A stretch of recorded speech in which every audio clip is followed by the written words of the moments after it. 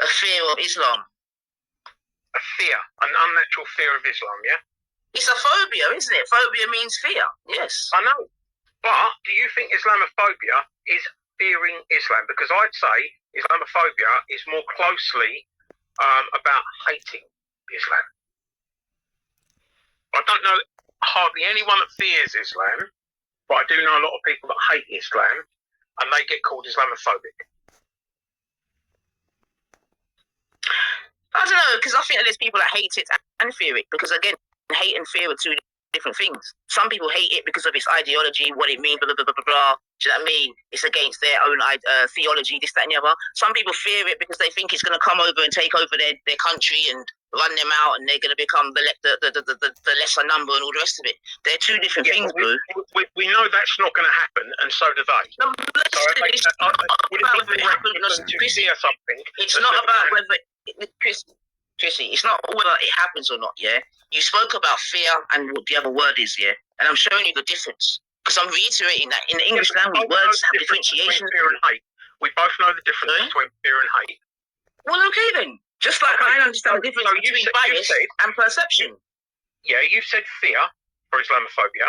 Let's use Tommy Robinson as an example. Do you think Tommy Robinson fears Islam or hates Islam? Yeah, but you're doing, this is something different though, because you dealt with the word Islamophobia. I'm just using okay, all right, regarding Tommy, bias and preference are very similar. I'll answer your question. You asked, do you think that Tommy fears it or what, sorry? Hates it. Both. Okay, what one do you think it applies more so? Fear or hate? I don't know. I don't know. I think if he feared it, he wouldn't be slating it as much. I think he hates it more than he fears it. I was going to say hate, but I mean, do you know what I mean?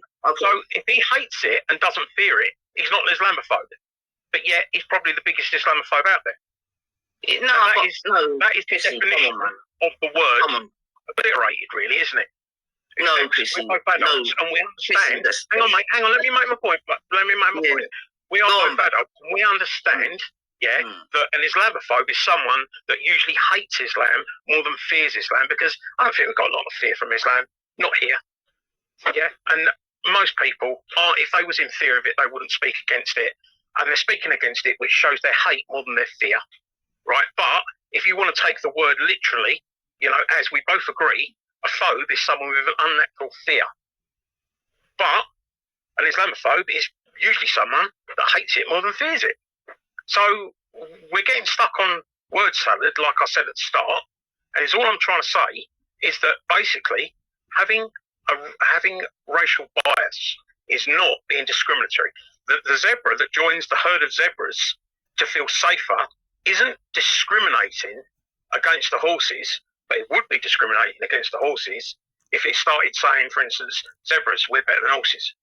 That would then be discrimination against the horses. You see, I can see what you're trying to do, Chrissy, but the thing is, we have the English language where we can actually use the correct words. You get me? Yeah? Now, the correct word here would be that he has a preference for the zebras or whatever. You see what I'm saying to you? Because what we have to work with when it comes to bias, right? Even if you want to take out the word unfair, it still goes on to say preference or prejudice for or against something or someone, often based on personal opinions. Hold on, I've got to finish. Let me just stop you. So preference and prejudice are the same word? Because you just said preference. It says preference or prejudice for or against something or someone, often based on personal opinions or preconceived notions. So according to that, preference is a prejudice. According to that, bias means having or showing an unfair preference, right? So now let's go back to preference. Because that's what I'm trying to say. In the example that you would be using in terms of the horses, the correct word would be preference. Because what would be the horse's bias? Well, there wouldn't be a bias from the horses, it's from the zebras. It's the zebra that is basically saying, we're better than the horses. Yeah. But you're inserting things because, like I said in it, for me, this thing where you said racial bias, right, and then you gave an example of racial bias, what it's called, Nines. It's not what I've decided to call it. Okay, all right, let's get that up then. Scientists and scholars, they have decided to call it racial bias. I mean, I'm not surprised that they have, man, because all along they're trying to water down this thing. You see what I'm saying to you, and that's why I'm definitely kicking out against it. But what are they? Racial bias refers to favouring or providing preferential treatment to members of one racial group over the other. There is no doubt that the approach of focusing on personally held racial prejudices and discrimination has provided valuable information about the psychology of racial biases. See, I think that's a load of... Racial bias is defined as... That's a bit of word salad. The last one of that is a bit of word salad. But what it's basically saying is that from racial bias, or what I think people are trying to do, and this will be the racists out there, the racists will be trying to say that I'm not racist, I've just got racial bias. They're trying to hide their prejudices by claiming they're a preference. Yeah? I hear it. Do you agree? What, that people could use the term racial bias to hide their actual real shit? Yeah. Yeah. But there's a lot of that. I just want to say... And that's where, and this is what I was coming to. Yeah, basically, if we educated people that a racial bias is okay and is a natural thing... Racism, racial term is being watered down. You see what I'm saying to you? Yeah? So I think it's a plan, and I think it's part of...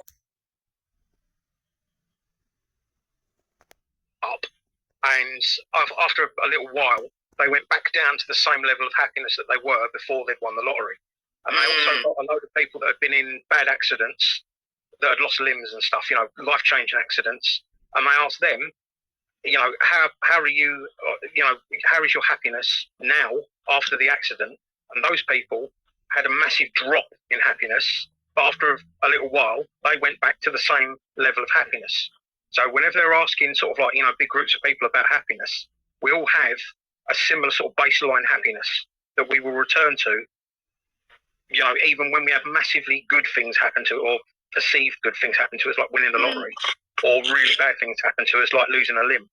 We all. It goes back to Maslow's hierarchy of needs, isn't it? Literally. Yeah, I mean, we don't realise how lucky we are, because we are in a rich country. I mean, there's plenty going wrong that we should be complaining about and should be trying to change. But ultimately, we've got it quite cushy here. We've not got a bad little thing going, and we don't realise how lucky we are sometimes, even though we should strive to change things. Yeah, before you go, let me tell you a quick story that I heard the other day. There was a Japanese businessman, right, and he went on a business trip, and he got to the city where he was having the business meeting, and an American bomber flew over that city, dropped a nuclear bomb on him. Yeah, he was at Hiroshima. Now he was injured, but he lived, and because the whole city got wiped out, he walked back home. And 3 days later, he got back home, he went to his works and said, fucking one bomb was dropped and it done the whole city. And, his bosses and his workmates, they all took the piss out of him and said, fuck off, mate, you know what I mean? We fucking expect us to believe that. And right on cue, the Americans dropped another bomb. And that done that city. He'd walked from Hiroshima to Nagasaki. He was in 2 nuclear fucking bomb blasts and survived them. Eventually he died. 93, and he died of stomach cancer when he was 93. Was that guy lucky, or was that guy really unlucky? What do you reckon? I saw that story the other day, Maurice. Did someone called Ray Winston or something, did you watch that with his team? No, I got told that by one of my American friends. Oh, no, I just heard about that story just a couple of weeks ago, but there's a guy on YouTube that, he's called Ray Winston something. He does really quick shorts, but he covers stories and that. That's where I heard about it, actually, yeah. So, imagine being 2 nuclear bombs dropped on you, and still living till you're 93. Just goes to, it's absolutely crazy, but he walked 180 miles in between the 2 cities. Ray William Johnson, his name is. Right, got you. No, I don't know that one, mate. He covered it just the other day. Really interesting. Yeah, how crazy though, eh? No, listen, for sure, man. Anyone that likes quick crime stories and things like that done with AI and animation, all that, check him out, man. He's really good. Ray William Johnson. Johnson. Yeah, apparently he's one of the original YouTubers, to be fair. But yeah, man. But listen, people, make sure you slap the like button. But let me go because I've already fucked up myself. Like, nice. Well done the other day, girl. You done blinding. And like I said, if I could have got on that fucking restream, I don't know why Valley's got that restream. It just keeps on booting me off. Yeah, restream's definitely a problem. I can't even lie. It kicks me off a good few times, to be fair. Apparently, it's not so good on the mobiles. It's probably better on the. Apparently, it's more steady on the desktop and that. But yeah, but there'll be more of that to come still, man. Do you know what I mean? Yeah. Like I said, it's degenerate season. You know. Respect to you, girl. Because you was trying to make a difference with Taffy, but Taffy's just too stupid and ignorant. And he's got too much pride, too much ego to ever admit that he's wrong. You know, there's not a single person I know that would in any way support that Axel Rude of Cabana. And Taffy thinking that people would just goes to prove his stupidity. But I think that people want to be angry, innit? You know what I mean? We can be honest about that. You know what I mean? Even when Nico made the comment before, when he's like, that was about people from your community killing little children. Do you know what I mean? Like, so I understand that people want to be angry. And yeah, obviously he's and remember that boy was Welsh. I know. You get me? So really, he's one of Taffy. He's more Taffy's brother than mine at this point. Yeah, I know. But would these right-wing racists have anything to say if it was a white guy that done it? And the thing is, that's why I asked him. Yeah, is there a single? I asked him if the name that was leaked was Paul Smith. Would the same thing have happened? Yeah, I know. Yeah, I know. And see, you know, just the stupidity of it, that Lucy Letby can get done for killing 7 babies. There was no outcry. Was that because she was a white English woman? You know, it's just crazy, man. And, you know, them trying to say, oh, they was protesting about, you know, the babies being killed. What is the protest against? I mean, you know, when, for instance, the 2010, 2011 riots happened, that was police brutality. Yeah, they shot an unarmed man at the end of the day, and there is I think it's still the same, 0% conviction rate for deaths in custody.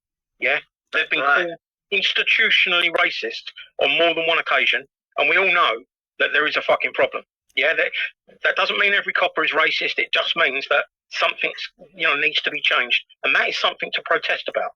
But to protest that a nutter has had a nutty fucking spell, there's no protest there. What could anyone have done to prevent that?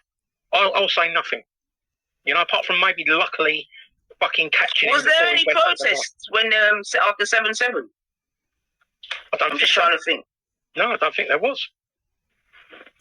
Because I'm saying the main protest that I remember in England that was like a collective process was exactly. That's the only one I can remember where it was like a collective thing that everyone was disgusted and came on. But obviously, regarding the girls, of course the country was disgusted. Do you know what I mean? And to imply that as a nation or a country that we wouldn't be disgusted at that behaviour is disgusting in itself, to be fair. Yeah. I agree. Now, it's a little bit different because I think Urban wrote something about when Biggs was saying something, right? But what I would definitely say is that a lot of people, and I think Chrissy, you said it yourself, use that. Yes, I'm saying to you to carry out other agendas. Do you know what I'm saying to you? Absolutely. Now, the original protest that was in the Southport area, you know what I mean, where they done the candlelight visual and this and that and this and that, that was obviously about the girls and this and that and this and that. Yeah. By the time my man made his speech, you get me, and roused up the people and whatever, of which many of them admitted at the time, it was a whole different thing. You get me? Now, there's no one that's going to be able to convince us that trying to